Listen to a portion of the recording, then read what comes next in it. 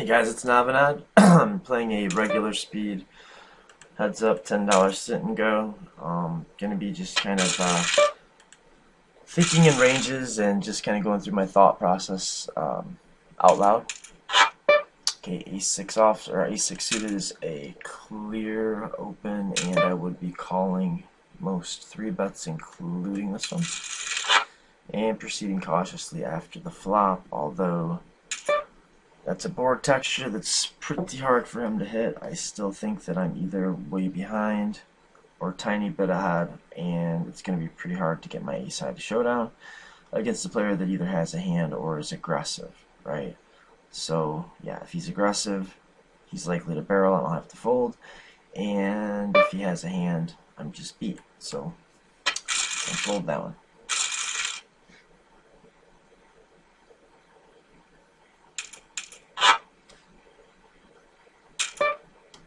I think ace-10 is about one of the cutoff hands, weakest hand that I will 3-bet for value early, and like against an unknown.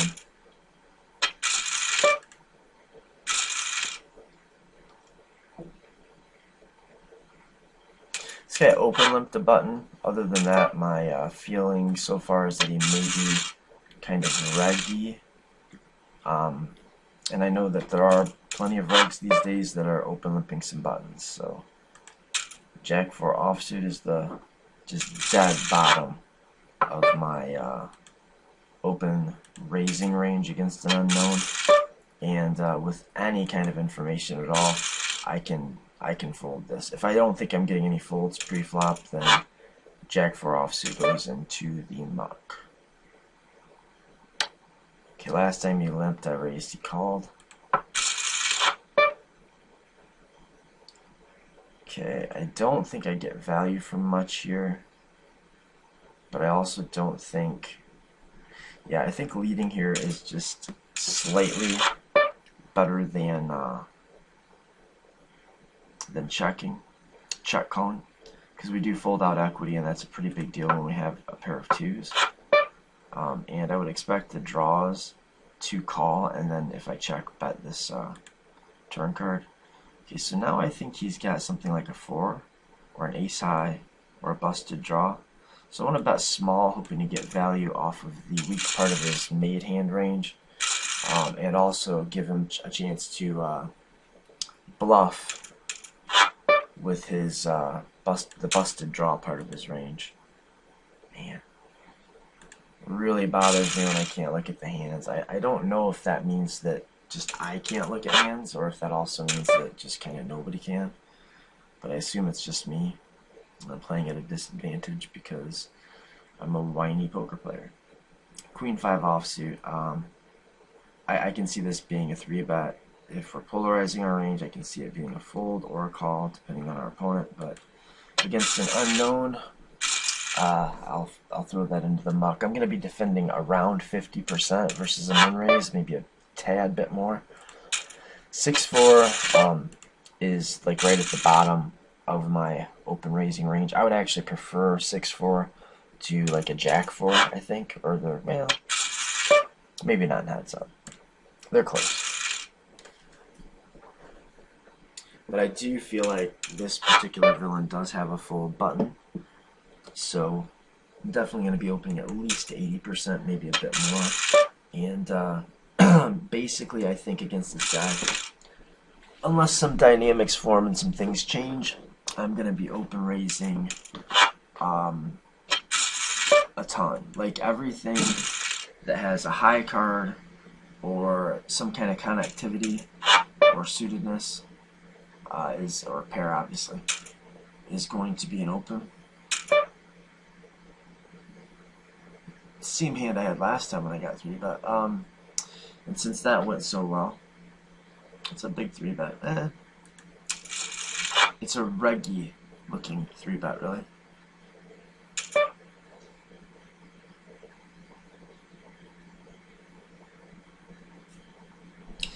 If we had some kind of history, if I knew that he was 3-betting light or even 3-betting a polarized range, I would call here. But that definitely hits his perceived range pretty hard. You can see him 3-betting King Jack, King Queen, Ace King, Ace Jack. And I don't think I want to appeal against any of those hands.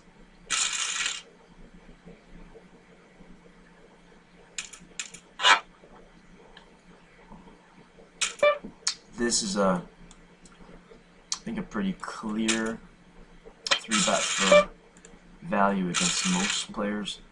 If I find that he's just folding to a ton of 3-bets, then I will probably start to polarize my 3-bet range more and flat call with more of the like double Broadway like suited stuff.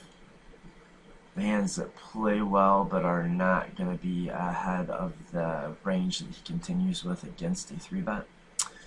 And I think King 2 offsuit is a fine hand to use for a polarized 3-bet range.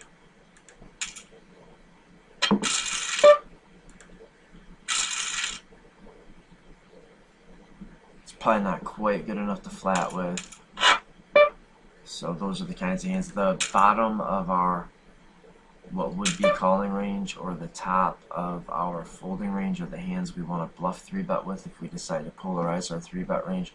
Usually I don't want to polarize my 3-bet range out of position. But heads up, it's I think very opponent dependent. And really, it can never be that awful to polarize your 3-bet range. The only time it's real bad is when you're just expecting it called a ton of the time. And I don't think that's going to be the case against this player. Until I start 3-betting every other hand, of course. 8-7-3, Ace-Jack, no backdoor stuff. I think it's just a check call. And when we bink the ace, it's probably kind of obvious, but I don't expect him to bet it for me either. And I think we can go ahead and bet 2 streets for value here. The king's a decent card for us. Okay. That all seems fairly fair. Fairly fair.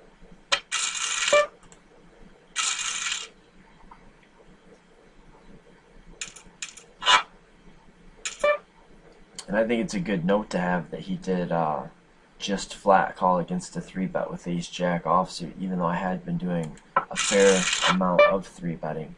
And I think it does also mean that I can 3-bet bluff some. This is not going to be a convincing story, I don't think.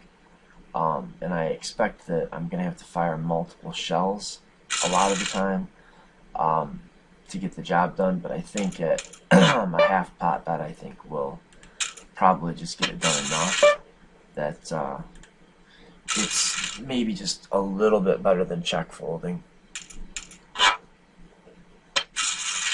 against a range I'm assuming contained no aces. So yeah, I mean, yeah, I think it was fine to stab, even if we were just going to stab once and then give up.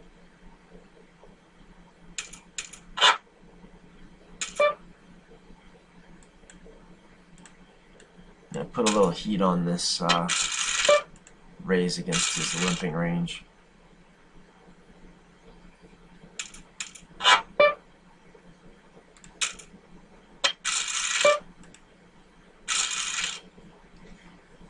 He's getting a little nitty, so I may just start opening any 2 or almost any 2.